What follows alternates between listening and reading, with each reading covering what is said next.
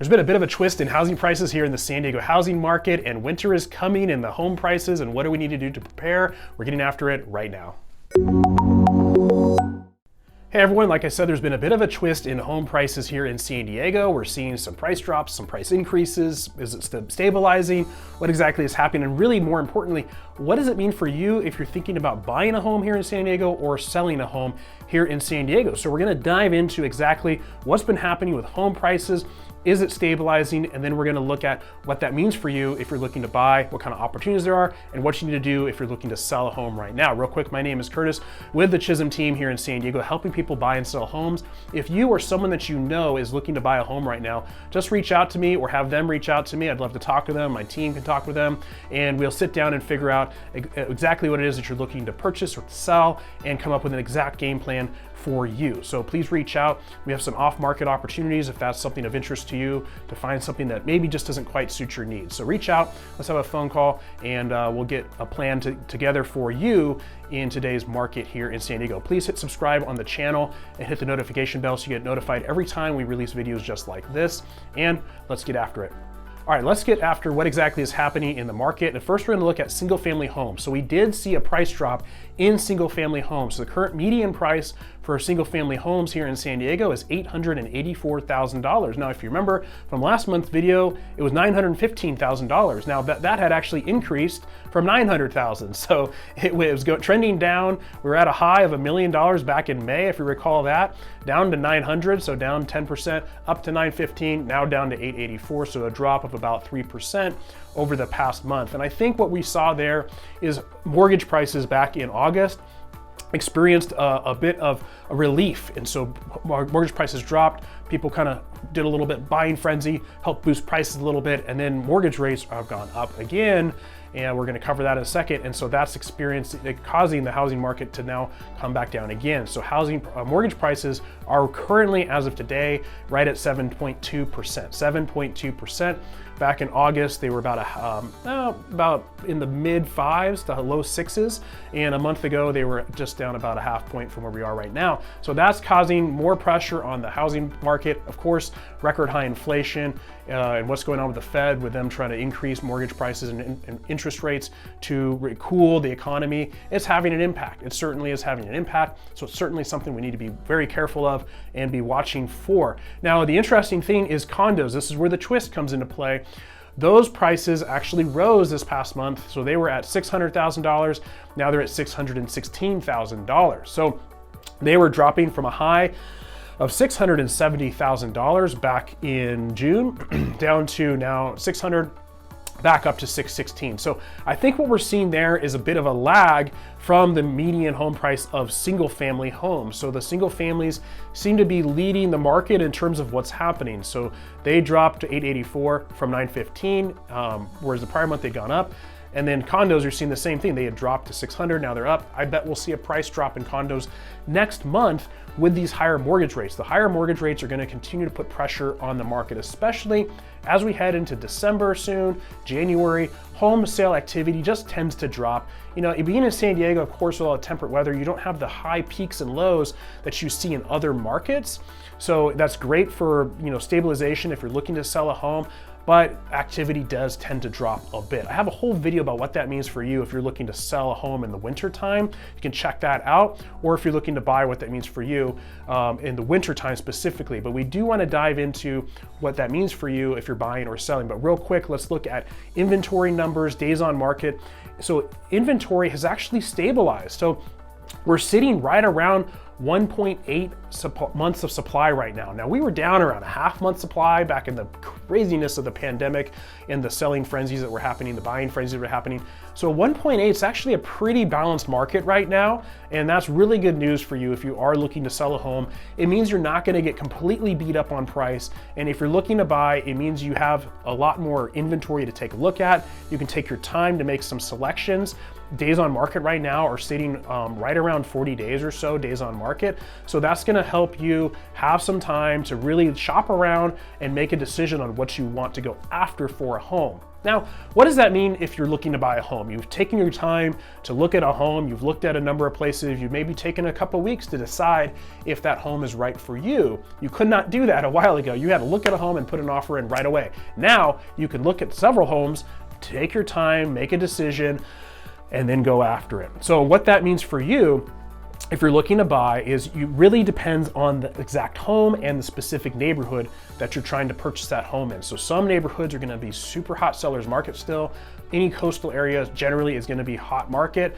But if you're maybe more inland, maybe home prices are dropping a bit, then you can be a little more aggressive. So it's gonna be house specific.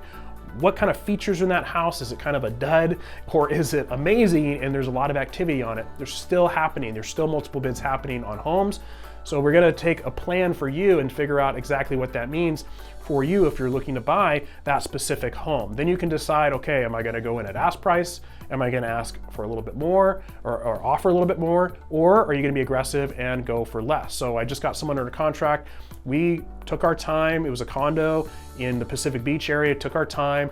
We ended up lowballing, and then by a fair amount, probably a bit more than what my client wanted to do, but I recommended going a little low. I don't normally like to do that. I'm gonna go insanely low, but it allowed us to negotiate back up and still purchase that home for $50,000 under the list price and drive a great deal for my client. Now, that was a cash purchase. They could have gotten credits on top of that, but it was a cash purchase. So if you are financing, that's where the big opportunity comes in. You can oftentimes, in lieu of a price reduction, is get seller credits. So what does seller credits mean for you? So what seller credits mean is you can do a mortgage rate buy down. So even though interest rates are 7.2% right now, you can do a mortgage rate buy down. It's gonna drop your rate probably back down into the 6% range.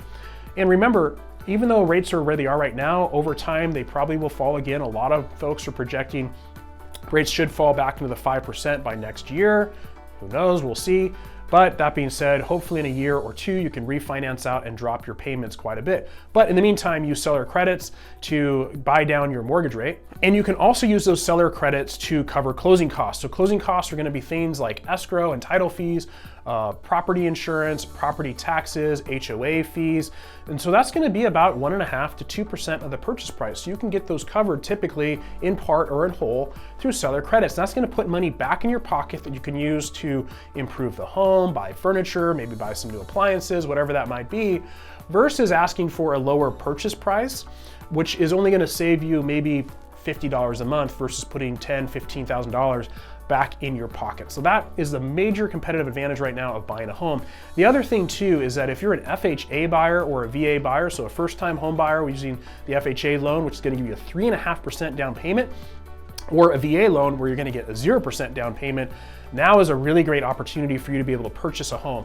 Over the past couple years, it wasn't impossible, but it was nearly impossible to get an FHA or a VA loan offer accepted. Now I got a number of those loans accepted through aggressive negotiation. However, it was extremely difficult. It's a lot easier right now to have your pick of your home and be able to purchase a home with 0 to very little down payment and get those offers accepted, because sellers are much more willing to negotiate with the FHA and the VA loan buyers. So if that's you, now could be a really good window of opportunity over the next 6 to 9 months to potentially get in a home before the bidding wars potentially pick back up next year. Because here's what's happening is though inventory is dropping a bit, although it's stabilized, it likely will continue to fall.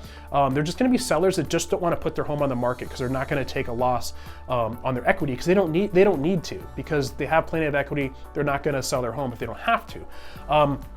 So next year, I'm anticipating with a lot of buyer demand still out there.